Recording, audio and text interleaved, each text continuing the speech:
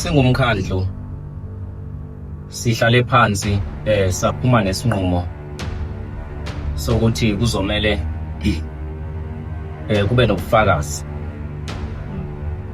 Ubufakazi ekuzomela buphume inhlolo zalo, ukusubmithwa kwamaphepha. Siphinde futhi kube nohlolo lwesintu lapho khona soya khona kwisangoma sala ekhaya noma ngithi sanusi. Saba umncane ngixolisa ngokuvalula umsakhulu la babuzwane.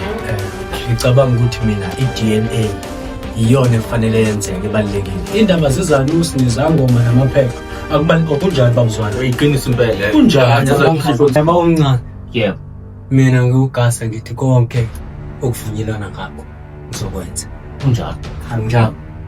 Yeah, Kunjalo. lo mfana uyahlonipha futhi wazi zonke izinto zala ekhaya.